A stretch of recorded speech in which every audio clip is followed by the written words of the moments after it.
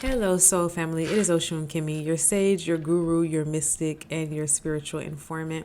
And today we're going to jump right into the mystery of how sorcerers and witches can bind someone's blessings in the spiritual realm so that those blessings never manifest into the physical realm.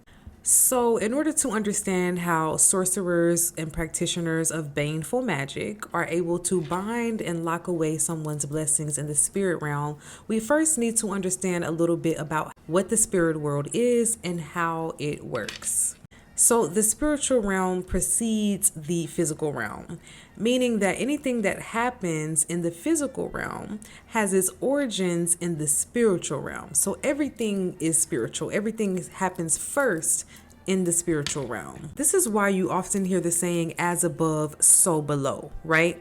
So, another important thing to understand about the spiritual realm is that it contains everything that has existed and everything that ever will exist. It is the realm of infinity, the realm of infinite possibilities. So the best of what could happen to us exists in the spiritual realm, and the worst of what could happen to us also exists in the spiritual realm. So both positive and negative things, fortune and misfortune, exists in the spiritual realm. And perhaps the most important thing to know about the spirit world is that it is malleable, meaning that it can be shaped and manipulated either to our benefit, for instance, when we are doing our manifestation and our petition work, or to a person's detriment in cases where a sorcerer may be actively blocking a person's blessings and manifesting negativity for that person.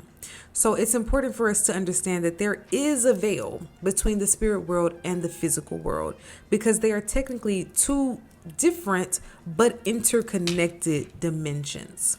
And so this means that although the spirit world indeed contains everything that will ever exist, every blessing you are intended to have, there are things that exist in the spirit world that may not actually ever manifest in the physical realm. And so this is why people can receive prophetic words and messages about how wealthy they're meant to be, or about how they're meant to marry this or that person or have this many children. But those prophecies may never come to pass because that wealth or that marriage or those children may exist in the spirit realm. But those blessings could have been blocked from manifesting in the physical realm.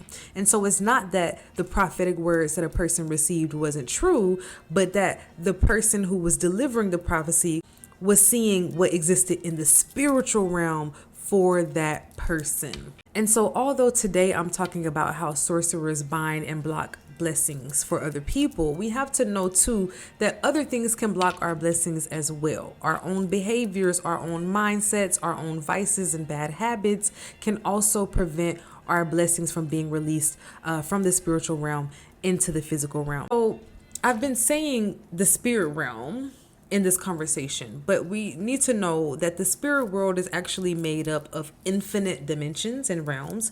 So it's actually a very complex place. So for the sake of our conversation today, I am only going to talk about two particular realms or dimensions of the spirit world. And number one is the dream realm, because the dream realm is the spirit realm that most directly impacts our day-to-day life and reality.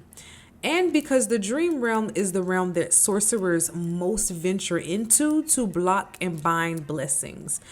The other realm I'm going to discuss a bit later is the auric realm or auric field, because through our auric fields, sorcerers can bind and block blessings in our waking life. So in the dream state, we may experience sorcerers trying to bind and block our blessings while we are asleep.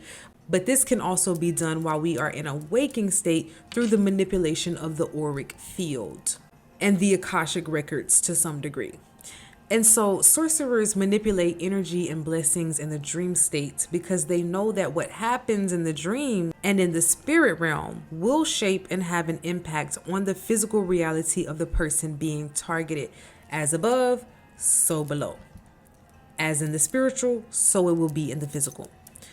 So the primary way that sorcerers bind blessings in the dream realm is by getting a person's spirit to come into contract or agreement with the spell work they have performed. And while yes, you may actually be literally asked to sign a literal contract in a dream, coming into agreement with spell work in the dream state can also look like a few other things. Shopping in stores, accepting gifts, especially jewelry like rings or necklaces, agreeing to move in with someone or let someone move in with you, letting someone drive your car or drive you somewhere, eating in the dream, and of course, sex in the dreams. So in the dream, you may think that you are doing one thing, like shopping or eating, but what's actually happening is that you are making an exchange. So let's say you are dreaming of being in like a Walmart, a grocery store, a market in some way. Whatever you pick up within that market is not going to be paid for with your money per se, but with your blessings.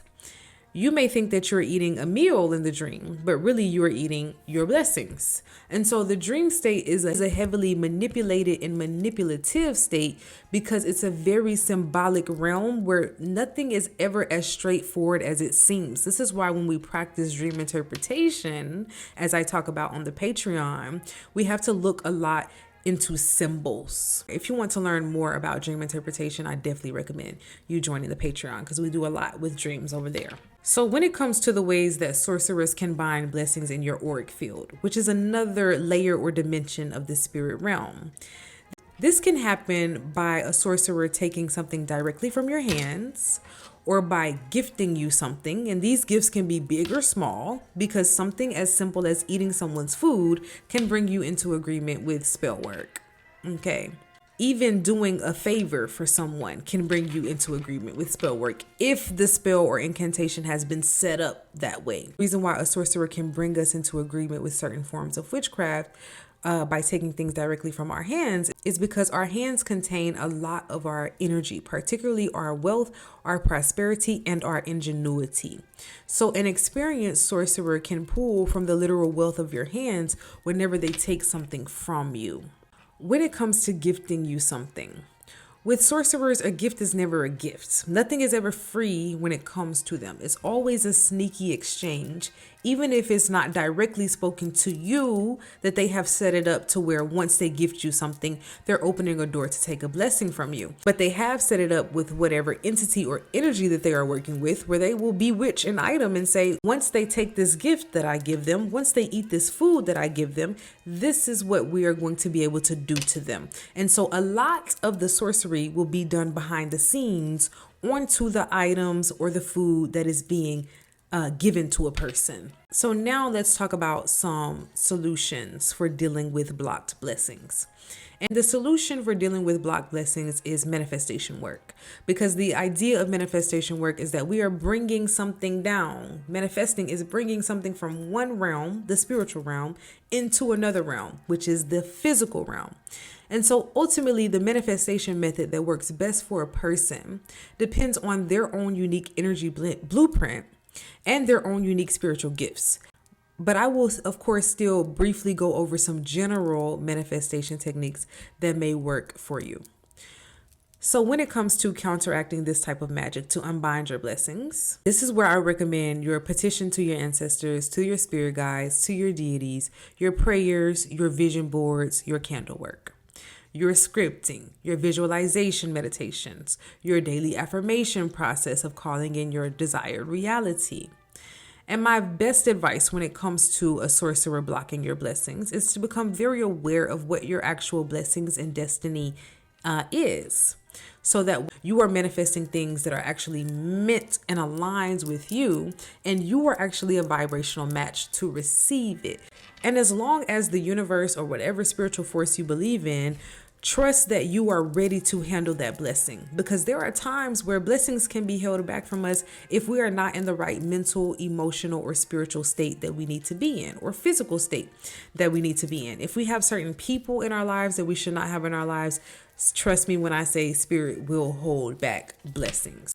My next piece of advice for unlocking your blessings from the spirit realm is to do not procrastinate, because there is a such thing as a missed blessing, where delayed blessings can turn into denied blessings. We have time frames that we are meant to receive and achieve things according to our spiritual destiny and contract. So make sure that you are doing the work spiritually and physically to receive what's due to you, because if you're not doing the work to manifest it, just know that sorcerers and energy vamps will be feeding on whatever you don't claim. And let me just say, when it comes to manifestation work, I was manifesting long before I was openly spiritual, or long before my spiritual awakening. And I was manifesting by being a go-getter. I had vision. If there was something that I wanted, I could calculate the exact steps that I needed to get that thing. And so manifestation does not have to be a super duper spiritual magical process. Manifestation can be you doing a thing. Just do it. No procrastination. Just put that force and that energy behind it. And that is manifestation work. So with that being said, for people who need readings on your destiny or to discuss manifestation techniques that truly work best for you, please feel free to book a reading or one-on-one session with me. And also for people who are really ready to begin practicing manifestation work, please feel free to join us on the Patreon, where all the real magic happens. May peace and power be forever upon you. Ashe.